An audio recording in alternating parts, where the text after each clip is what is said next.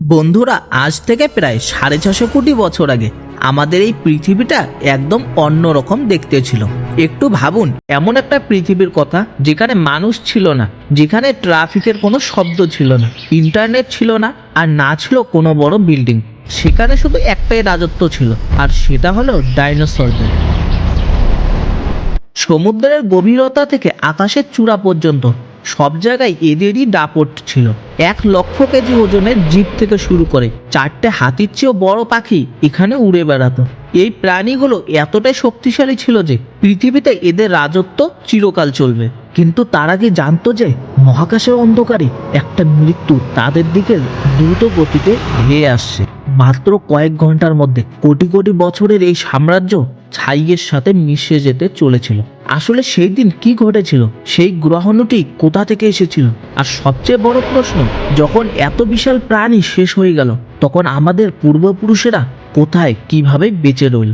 আজকের এই ভিডিওতে আমরা সময়ের চাকায় পেছনে যাব এবং সেই শেষ দিনটিকে নিজের চোখে দেখব।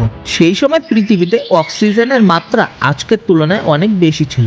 এর ফলে গাছপালা আজকের 30 থেকে 35 তলা বিল্ডিং এর সমান উঁচু হতো। এই ঘন জঙ্গলগুলোতে থাকতো আর্জেন্টিনোসরাস।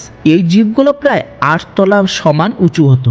এদের খিদে এতটাই বেশি ছিল যে একদিনে এরা বেশ কয়েকটা জঙ্গল সাভার করে দিত। কিন্তু বন্ধুরা, সব জায়গায় দৃশ্য সবুজ ছিল না। কিছু এলাকায় এমনও ছিল যা ছিল চুনা পাথরের মরুভূমি, যেখানে লক্ষ লক্ষ বছর ধরে বৃষ্টির এক ফোঁটাও পানি পড়েনি। আর আমাদের ভারত, সেই সময় ভারত এশিয়ার সাথে যুক্ত ছিল না, বরং এটি একটি আলাদা দ্বীপ ছিল যা ধীরে ধীরে এশিয়ার দিকে এগোচ্ছিল। সেই সময়ের ভারতীয় মাটি আজকের মতো শান্ত ছিল না। সেখানে লাভা প্রবাহিত হতো, আর সেখানে রাজত্ব ছিল রাজা সোরাসের। এখন প্রশ্ন হলো, এই ধ্বংসলীলা এলো কোথা থেকে? আমাদের সৌরজগতে বৃহস্পতি এবং মঙ্গলের মাঝখানে একটি গ্রহাণু বেল্ট আছে। সেখানে কোটি কোটি পাথর সূর্যের চারিদিকে ঘুরছে। এই ঘটনার প্রায় 10 কোটি বছর আগে সেখানে দুটি বিশাল গ্রহাণুর মধ্যে সংঘর্ষ হয়। এই সংঘর্ষে একটি বড় টুকরো ভেঙে যায়, আর সেটি গুলির বেগে সোজা পৃথিবীর দিকে লক্ষ্য করে এগোতে থাকে। সেই পাথরটি হাজার হাজার বছর ধরে মহাকাশে সফর করতে থাকে। যখনই সেটি পৃথিবীর কাছে এলো, তার কিছু ছোট টুকরো চাঁদেও আছড়ে পড়ল। চাঁদের মাধ্যাকর্ষণ শক্তি তাকে আটকাতে পারল না। পৃথিবীর বায়ুমণ্ডলে ঢোকার সাথে সাথেই ঘর্ষণের সাথে সেটি জ্বলতে শুরু করলো। ভাবুন, একটি 10 কিলোমিটার চওড়া পাহাড় যা ঘন্টায় 80,000 কিলোমিটার গতিতে আমাদের পৃথিবীর দিকে ধেয়ে আসছিল। এটি ছিল রাতের সময়, কিন্তু যখনই সেটি বায়ুমণ্ডলে ঢুকলো, পুরো পৃথিবীতে দিনের মতো আলো হয়ে গেল। এই আলো এতটাই ছিল যে আঘাত হানার 4 মিনিট আগেই যারা সেটি দেখেছিল তারা অন্ধ হয়ে গিয়েছিল। এটি পড়ার আগেই সেই জায়গার সব জল শুকিয়ে গেল। যখনই সেটি মাটির সাথে স্পর্শ করলো, একটি ভয়ানক বিস্ফোরণ হলো। এই বিস্ফোরণ এতটাই শক্তিশালী ছিল যে এর শক্তি আজকের 100 কোটি পারমাণবিক বোমার সমান ছিল। সেই জায়গার তাপমাত্রা মুহূর্তের মধ্যে 6000 ডিগ্রি সেলসিয়াসে পৌঁছে গেল। এর মানে বুঝতে পারছেন, যে সমস্ত প্রাণী সেই ইম্প্যাক্ট জোনের আশেপাশে ছিল তারা পুড়ল না, তারা বাষ্প হয়ে উড়ে গেল।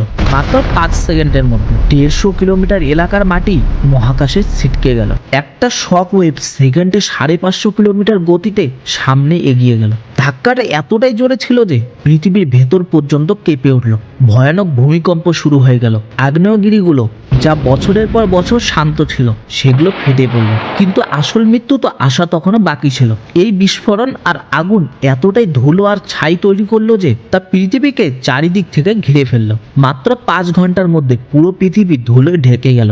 সূর্যের আলো পৃথিবীতে পৌঁছানো বন্ধ হয়ে গেল। অন্ধকার নেমে এলো। গাছপালা, যাদের বেঁচে থাকার জন্য রোদ দরকার ছিল, তারা মরতে শুরু করলো। যখন গাছ মরে গেল, তখন তাদের খেয়ে বেঁচে থাকা তৃণভোজী ডাইনোসররা খিদে মরতে শুরু করলো।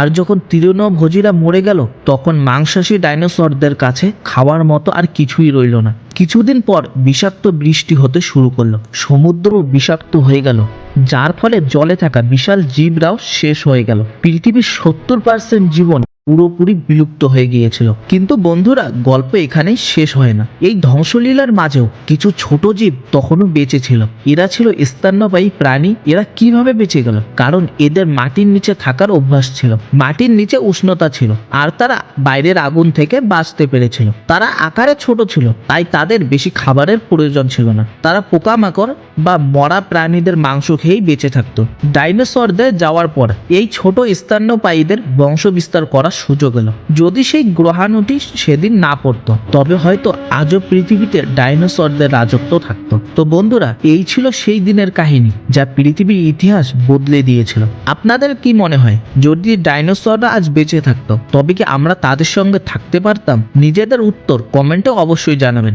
যদি ভিডিওটি ভালো লেগে থাকে তবে লাইক করুন এবং চ্যানেলটি সাবস্ক্রাইব করুন।